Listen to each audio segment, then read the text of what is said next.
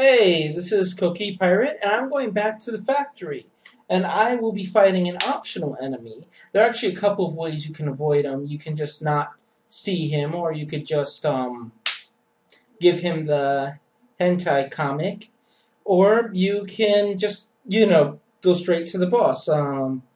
But I figured, why the hell not? The main reason I'm doing this is because I've already attacked so many female characters. I may as well, rape at another guy, because besides the imp, I haven't really done much. But yeah. So, to the factory. I read that bit already. The pump room. As you step through the iron door, a cacophony of thrumming mechanical noise assaults your ears. Coppery pipes arch overhead, riveted into spiked iron brackets that hang from the ceiling in twisted pairs. The constant thrum of concealed pumps and mechanisms makes it difficult to hear anything, but you swear you can make it out, or you can make out the faint sounds of sexual pleasure emanating from the northwest side of the room. Investigating further, you spot a door along the west wall of the room that appears to be the source of the licentious sounds. The vibrations of all the machinery are strongest along the east walls, indicating the possible site of this hellish place's power plant. There's a door on the east wall and a door on the north. To the south is a solid iron door that leads back to the lobby. Okay, so yeah, he's to the east. You can actually go west and it'll lead you straight to the boss, but like I said, I'll take him. The air inside the room is hot enough to coat your light skin with a fine sheet of sweat. The eastern side of the chamber is more machine than wall, a solid mass of iron piping covered in small metal blast doors, which fuel is to be fed. A small transparent plate is riveted into the wall, allowing you to see some kind of pink crystalline fuel being burned by purple-white fire. The few visible controls and gauges don't seem to be linked into anything important, and the machinery looks far too durable to damage with what you have. The only exit is a heavy iron door on the west wall. A demonic mechanic lunges against the hot machinery, unperturbed by the high temperatures of the room. He wears cut-off denim overalls, stained with grease in a few places. They don't seem to be in good repair, and have a fair-sized hole in his groin, where a floppy foot-long member hangs free. His skin is light purple and unblemished, as you would expect from a sexual demon. He has a rugged, handsome face, and black hair tied back in a simple ponytail.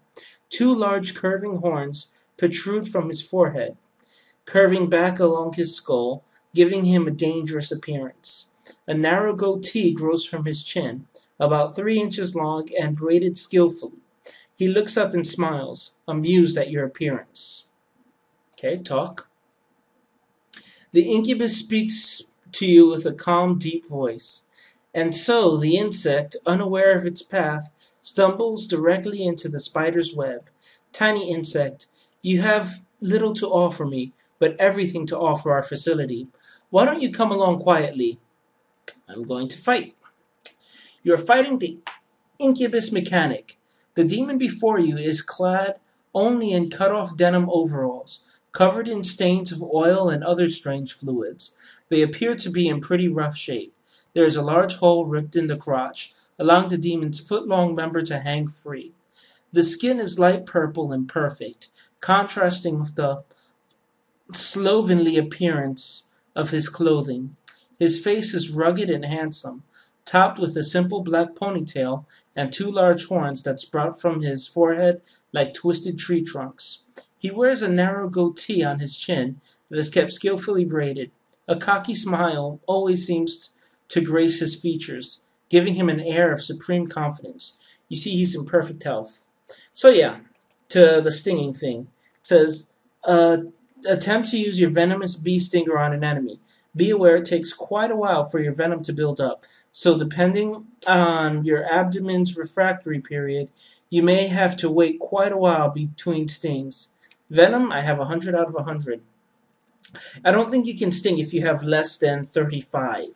And then, it'll bring you down to 10. Each sting uses up 25. But yeah, sting. Searing pain lances through the Incubus mechanic as you manage to sting him. You watch as he staggers back and nearly trips, flushing hotly. The Incubus mechanic mutilates you with his powerful claw. Yeah, it says that it hurts him, but it doesn't do any damage. As you can see, it just made him aroused. But I'm going to sting him again. And he mutilates me again. So, yeah, he's not going to last much longer. Third sting. And he's down. So what do? I can rape him, service him, or anal. I don't know. Is the anal going to be consensual? Let me see what the rape is. With a few deft motions, you shift your red high society bodysuit to expose your muff. Standing forwards with hunger in your eyes, you give your left hand free access to your groin and slip your fingers between the moist folds of your very loose cunt. As you undulate into the Incubus's personal space, a swift thrust of your girly hips buries your fingers up to the knuckles and knocks the demon onto his well-muscled back. He looks up at you with a practiced eye, adjusting his demon tool size to better fit your very loose pussy. Thankful for the gesture, you sink down onto him, letting the nubs of his crown stimulate your lips and underside of your clit. Before long, you've lubricated a fair portion of his tool with wetness. Relaxing the muscles in your legs, you let a few inches of his length slip into you. Every nub and nodule of his corrupted prick, filling the walls of your love canal with inhuman pleasures that make your knees weak. A particularly delightful bump brushes your clit, causing your legs to finally give out. The Incubus's nubbly cock plunges entirely inside you. You gasp and moan like a cheap whore, disgusted by yourself, and yet so turned on by the total loss of self-control. The Incubus is leering up at you, having regained some of his lost confidence.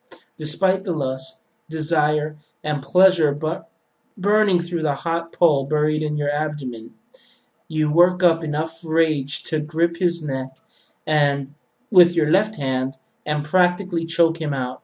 You work your hips quickly as you feel his pee stop to drip into your canal, spreading tingling warmth in the deepest parts of your passage and into your cervix. You tighten your grip as you forcibly take your pleasure, barking in displeasure at the demon. Don't look like you're enjoying this too much, bitch, or I'll take it out on your hide. Satisfied at the renewed look of fear in his eyes, you return to using his magnificent tool as a masturbation aid. Unable to contain your body's desires due to either the demon's aura or his wonderful penis, you slam your fuckhole onto his member with impunity, twitching and squeezing involuntarily. His tainted precum begins seeping deep inside your uterus, and you cry out with orgasmic intensity. Your entire body clenches down, even the hands clamped onto the Incubus's windpipe. You feel his demon cock swell up inside you in response to his stress, stretching your cunt taut. His skin darkens from lack of oxygen as he begins coming hard inside of you. Your womb immediately fills with his demon seed, leaving ribbons of spunk to drip from your tightly stretched cunt. You sigh in delight as your muscles slowly stop quivering. With a pleasured gasp, you rise off the distended demon prick and realize that you've choked your foe into unconsciousness. Still, you did let him come, so maybe he won't mind too much when he wakes. Feeling sensual and sated, you redress to prepare to explore the rest of the factory. 33 gems, 107 XP, a needle filled with Grow Plus. On my defeated opponent, there's no room for such, so I can replace it. I don't need Equinium, so I'll switch them out. Except I probably won't be exploring anymore for the day because my HP is friggin' low. Looks like I can level up though, so west, south, south. I'm out of there. I'm not sure if I've ever leveled up on screen. You basically just choose a stat. I'm going to choose strength because that's going to be going down. I don't qualify for any perks, but usually there'll be like a little perk I can pick between. And I hope everyone has a good day.